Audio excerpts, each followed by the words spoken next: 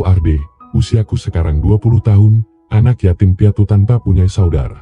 Aku mencoba mengais rejeki di kota metropolitan, karena memang di kampungku Larang Merapi, aku sudah tidak punya apa-apa, berbekal uang dari pakdeku. Berangkat ke kota es, sudah hampir 1 bulan aku jualan minuman dingin, dengan menantang kantong plastik aku coba menjajakan. Kadang tak jarang, aku mendapatkan perlakuan yang kurang baik dari sesama pedagang, tetapi aku tidak pernah melawan mereka. Aku lebih baik pergi, "Hilo, jangan jualan di sini, sana cari tempat lain." Itu kata-kata yang sering terlontar dari mereka. Dikala malam sudah larut, di emperan toko maupun pelataran masjid menjadi tempat aku tidur, aku akan tetap semangat. Walaupun kadang bisa makan sehari 2 kali, aku sudah bersyukur. Malam itu sekitar jam 7 malam, dan hujan cukup deras. Ku berteduh di area pom bensin, daganganku masih tersisa beberapa botol lagi. Yes, kalau seandainya ini semua habis, aku baru bisa makan. Tetapi, kalau tidak terpaksa aku tunda sampai besok. Jangan sampai modalku habis cuma buat makan, pikirku. Aku melihat mobil memasuki area pom bensin. Dari sinilah awal ceritaku ini dimulai. Aku mau coba menawarkan minuman dan nampak ibu berjilbab turun dari mobil untuk mengisi bensin. Sebut saja namanya Budila. "Assalamualaikum Bu, air mineral ya Bu," kataku. Ibu itu melihatku, tersenyum dan menjawab salamku. "Waalaikumsalam, oh boleh, saya beli 3 ya," jawabnya. Wah, mendengar seperti itu aku tersenyum senang. "Sisa 2 lagi, aku bisa makan," kataku dalam hati. Ketika ibu itu baru mau membayar bensinnya, ada sebuah motor menghampirinya. Bu Mila kaget melihat ada orang tiba-tiba di dekatnya, langsung menarik tas yang dipegangnya. "Rampok, rampok, rampok!" teriaknya sambil berusaha mempertahankan tasnya. Suasana malam itu memang cukup sepi, karena hujan cukup deras. Hanya ada beberapa orang saja yang sedang mengisi bensin, dan ada 4 orang karyawan pom bensin. Melihat ada perampokan, aku lihat beberapa orang berusaha menangkapnya, tetapi baru beberapa langkah, terdengar gor, gor, terdengar suara tembakan yang membuat orang-orang yang tadinya berniat menolong jadi lari menjauh dengan ketakutan, tetapi tidak dengan Bu Nila. Dia tetap berusaha mempertahankan tasnya. Aku sendiri tidak mampu bergerak dari situ karena rasa takut yang teramat sangat. "Bro," suara Bu Nila terjatuh ketika ditarik oleh perampok. "Tolong, rampok, rampok.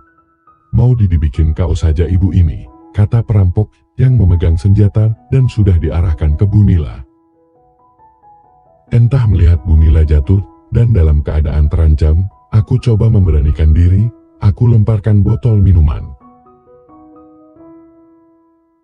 ke arah kepala perampok itu, dan aku menubruk dan memeyuk Bu Nila untuk melindunginya. Dor, dor, cuma itu yang mampu aku dengar. 2 kali tembakan, dan setelah itu gelap dan hening. Entah apa yang terjadi selanjutnya. Dari kelopak mataku samar-samar terlihat lampu cukup terang. Aku mencoba untuk tahu di mana aku sekarang. Aku lihat sekelilingku. Aku melihat seorang wanita berjilbab sedan memegang HP-nya. Aku mencoba untuk memanggilnya. "Kak, Kak." Terdengar lirih suaraku, tenggorokanku terasa kering. Aku merasakan sangat haus, dan setelah aku memanggilnya beberapa kali, wanita itu melihat ke arahku. "Dokter, dia sudah sadar," terdengar teriakannya sambil dia berlari menjauh. Tak lama aku melihat beberapa dokter dan perawat mendekatiku. Mereka terlihat tersenyum ceria, bahkan ada yang bersalaman. "Assalamualaikum, Bu Nila." Anak itu sudah sadar, kata dokter. "Sudah terlihat normal Bu Nila, cepat kemari," kata wanita yang pertama kali aku lihat tadi. "Alhamdulillah, setelah penantian yang lama, pasien sadar kembali, dan sepertinya sekarang sudah normal," kata dokternya. Aku masih bingung dengan apa yang terjadi. Apa yang dimaksud dokter itu? Aku perhatikan dokter melepaskan selang dan beberapa peralatan yang menempel di tubuhku. dan sekarang kedua mataku sudah terbuka dengan sempurna. Setelah beberapa lama dokter dan perawat sudah pergi, "Kak, maaf, apa boleh saya minta minum?" kataku pelan. "Oh sebentar, aku tanyakan dulu ya," kata wanita itu beranjak menanyakan ke perawat jaga. Dan tak lama lagi, sambil tersenyum memberikan aku minum dengan menyuapi pakai sendok. Kamu sudah sadar. Alhamdulillah, doaku dikabulkan. Ternyata suara Bu Nila, ya aku masih ingat itu Bu Nila. Yang kemarin dirampok. Iya Bu, memangnya saya sempat gak sadar. Saya cuma ingat saya melemparkan botol minuman ke arah perampok itu, dan maaf saya terpaksa memeyuk Ibu, buat melindungi Ibu, dan setelah itu saya. Kataku, kamu koma sudah 2 bulan lebih. Bahkan kamu fase kritisnya hampir 1 minggu, kata Bu Nila. Dan duduk di sampingku, sambil memegang tanganku. Jadi saya terkena tembakan dan tidak sadar selama 2 bulan. Tanyaku, oh iya, nama kamu siapa dan tinggal di mana? Bu Nila bingung mau hubungin keluarga kamu, takutnya orang tua kamu pasti nyariin, kata Bu Nila. Maaf Bu, nama saya Ardi, saya di kota S. Tidak punya tempat tinggal. Pemperan tokolan, tempat tidur saya, dan saya sudah yatim piatu juga, tidak punya saudara, kataku sedih, bila teringat. Nasibku dia halal, kasihan sekali kamu Ardi. Maaf, bukan maksud Ibu, Nila bikin kamu sedih. Oh iya, aku Bu Nila, anakku yang nungguin kamu ini Rara, terus yang ini Reni, dan ada satu lagi kakaknya Irma, kata Bu Nila. Rara tersenyum padaku. Aku yakin, kalau Bu Nila ini pastilah orang kaya, dari penampilan mereka dan pakaiannya Bu Nila. Maaf sebelumnya. Kapan saya bisa keluar dari rumah sakit ini, biar saya bisa kerja jualan buat bayar biayanya, tanyaku, mendengar itu. Bu Nila dan kedua anaknya tersenyum sambil mereka saking melihat satu sama lainnya, dan Bu Nila geleng-geleng kepala. Kamu anak yang baik, dan penuh tanggung jawab Ardi. Kamu hak usah mikir masalah itu, Bu Nila yang akan bayar. Coba kalau gak ada kamu, apakah Ibu masih bisa bertemu dengan anak-anak Bu Nila yang cantik ini, kata Bu Nila. Ardi, setelah kamu keluar dari rumah sakit ini, kamu balik ke rumah kita saja, kebetulan kita gak punya saudara laki-laki. Kata Rara sambil tersenyum, baru aku mau ngomong yang aku merasa gak enak sama Rara, Bu Nila sudah menyahut omongan.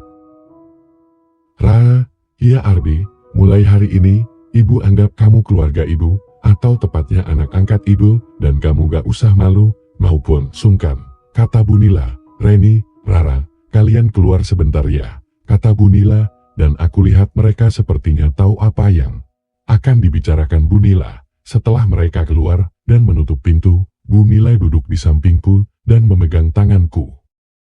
Ardi, Bu Nila harus sampaikan ini ke kamu sekarang, supaya kamu tidak kaget nantinya, karena ini sangat penting buat kamu. Laki-laki, kata Bu Nila dengan nafas yang berat. Lihat wanita, setengah baya dengan wajahnya yang cantik, wajahnya yang anggun, dan tangannya yang sangat halus itu, seperti berat sekali mau bicara. Bu Nila bicara saja, kalau tentang saya sudah biasa menghadapi kesusahan dalam hidup, kataku jujur. Waktu kejadian itu, perampok yang menembak Ibu, dan kamu lindungi Ibu itu, mengenai dada kamu sebelah kiri, dan mereka menembak lagi mengenai bagian kamu mendekati lokasi imin kamu. Kata dokter ini ajaib, kamu masih bisa bertahan hidup setelah operasi, walaupun kamu harus koma cukup lama.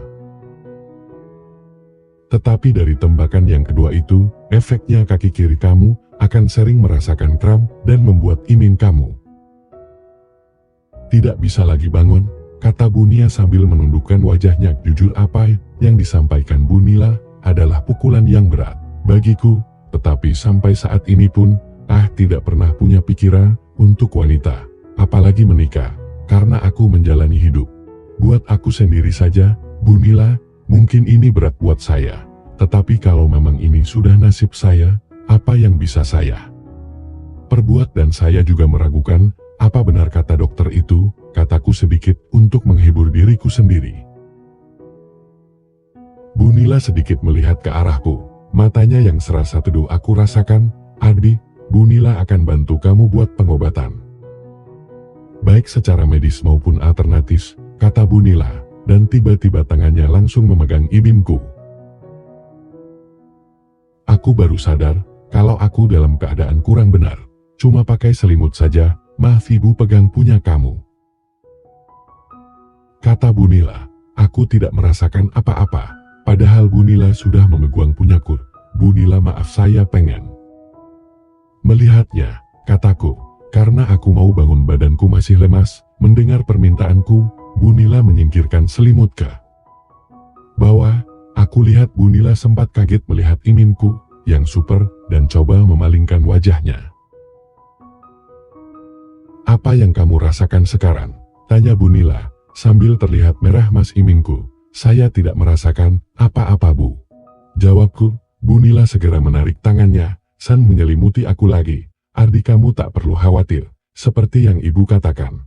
Tadi, sepulangnya dari rumah sakit nanti kita berobat, kata Bu Nila. Setelah 3 hari aku diizinkan pulang, dan Bu Nila sana Rara yang menjemputku, aku masih merasakan ngilu di bagianku, sedangkan bagian dada sudah sembuh, cuma ada bekas luka. Operasi, aku duduk di depan sama Rara sedangkan Bu Nila di belakang. Jujur seumur hidupku aku baru kali ini naik mobil mewah. Terasa nyaman sekali. Ardi terima kasih ya, kamu sudah selamatkan ibu, kata Rara. Iya sama-sama. Dari awal melihat Bu Nila, aku sudah melihat kebaikan Bu Nila yang mau membeli daganganku. Makanya begitu ada kejadian itu dan aku lihat Bu Nila dalam bahaya. Cuma satu yang aku bisa lakukan, menyelamatkan yang aku bisa, karena hidup Bu Nila pastinya banyak yang membutuhkan, sedangkan aku, kataku, dan maafkan saya juga waktu itu langsung memeluk Bu Nila, maafkan kalau saya tidak sopan, kataku lagi. Rara tertegun mendengarkan jawabanku, bahkan Bu Nila sempat meneteskan air matanya. Luar biasa kamu Ardi, mungkin cuma kamu satu-satunya orang yang masih ada rela mempertaruhkan nyawa kamu demi orang lain. Yang baru kamu jumpai, kata Rara, mungkin kalau tidak ada kamu Ardi, Rara Reni dan kakaknya juga banyak anak asuh Bu Nila akan berduka, kata Bu Nila. Itu mungkin sudah kehendaknya Bu Nila. Saya cuma perantara yang kebetulan ada di situ, jawabku. Kamu memang anak yang luar biasa Ardi. Maka dari itu Bu Nila akan selalu ada buat kamu. Separuhnya nyawa Bu Nika ini adalah milik kamu, kata Bu Nila. Aku sangat terharu mendengar Bu Nila berbicara seperti itu. Mungkin ini sebagai rasa membalas budi kepadaku, tetapi sebenarnya ini terlalu berlebihan. Jalanan yang aku lalui ini menjadi saksi di mana aku dulu pernah berjalan kepanasan dan kehujanan sambil berjualan air mineral. Tetapi sekarang aku sudah naik mobil mewah. Ardi kamu kok malah bengong? Sudah nanti, kalau sudah di rumah. Kamu gak usah malu-malu, anggap aja rumah sendiri. Kalau perlu apa-apa kasih tahu aku, kata Rara. Iya Ardi, di rumah nanti kamulah salah satu lelaki yang ada. Semoga saja bisa membuat suasana lebih ceria, timpal Bu Nila. Hampir 1 jam perjalanan dari rumah sakit, dan di dalam perjalanan, aku merasakan ketulusan Bu Nila, dan Rara menerima aku. Semoga juga dengan yang lainnya.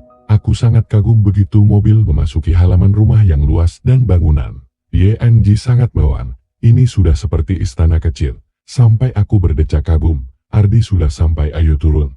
Malah bingung gitu, kata Rara. Dari jauh nampak lelaki tua menghampiri Rara. Assalamualaikum Wak Rara. Ada yang bisa saya bantu, kata bapak itu. Yang ternyata keamanan di rumah itu. Waalaikumsalam. Ya Pak, gak ada Pak. Ini Adi yang nolong ibu itu Pak, dan sekarang akan tinggal di sini, kata Rara. Dan setelah bersalaman, aku diajak masuk ke rumah sama Rara. Rara nampak tersenyum melihat aku yang beberapa kali berdecak kagum. Di ruang keluarga, terlihat Reni kemarin datang ke rumah sakit dan satunya, pasti yang namanya Kak Irma. Aku perhatikan anaknya Bu Nila cantik-cantik, wajahnya mirip dengan sang ibu yang kulitnya putih, hidungnya mancung-mancung, dan matanya yang bening dengan alisnya tebal. Gimana Ardi? kalau kamu kan sudah kenal. Sama Ribe, Naf, kalau itu anak ibu yang paling besar Irma. Gimana cantik-cantik kan anak ibu, kata Bu Nila bangga. Iya Bu Nila, sudah seperti artis Rohingya, kataku, yang bikin mereka semua tertawa. Naco kamu Ardi, kata Rara masih tersenyum. Yah luar biasa mereka, posturnya yang tinggi walaupun pakaian yang dikenakan menutupi, tetapi posturnya profesional. Cuma dari sorot matanya, cuma Irma yang sepertinya kurang suka akan adanya aku.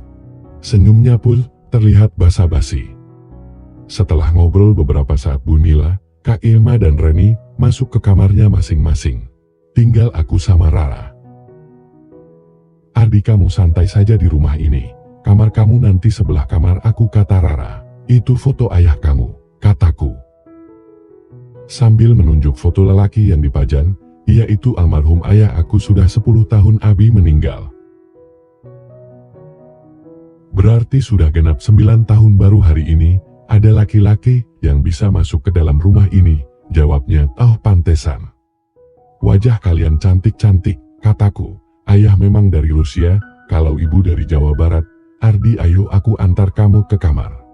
Kamu kan baru sembuh, harus banyak istirahat dulu, kata Rara. Aku mengikuti Rara menuju kamarnya, benar-benar seperti istana. Ardi ini kamar kamu, sekarang kamu istirahat saja, biar cepat sehat. Kalau butuh sesuatu aku di kamar sebelah, kata Rara. Tersenyum dan meninggalkan aku. Seumur hidupku baru kali ini lihat kamar yang besar dan sangat mewah, bahkan ukurannya sendiri lebih besar dibandingkan rumah aku yang di kampung. Bu Nila ternyata sangat kaya, tetapi terlihat bersahaja. Terima kasih Bu Nila, atas kebaikan Bu Nila sama aku, kataku dalam hati, dan aku akhirnya tertidur karena masih ada pengaruh obat. Aku merasakan ada yang mengelus-elus dengan lembut, dan satu ciuman di keningku yang membuat aku terbangun. Aku lihat Bu Nila duduk di sampingku. Ardi ayo bangun, kamu kan belum makan. Ini ibu bawain, tadi mau bangunin. Kasihan, sepertinya kamu pulas banget, kata Bu Nila sambil memberikan aku makan. Aku lihat jam dinding, sudah jam 11 malam. Waduh, aku tertidur lama sekali. Aku segera makan. Aku perhatikan Bu Nila masih duduk di bangku. Setelah aku selesai makan, aku ke kamar mandi untuk cuci tangan. Ardi kamu cuci muka saja, gak usah mandi, biar ada air hangat nanti kamu masuk angin, kata Bu Nila. Wow, kamar mandinya pakai bak yang bisa buat aku tiduran, kacanya yang lebar, sungguh mewah kamar mandinya. Tapi Bu Nila, saya gerah dan lengket. Apa boleh saya mandi dan gimana cara nyalain airnya, tanyaku. Bersambung, jangan lupa subrek dan like. Semoga teman-teman terhibur.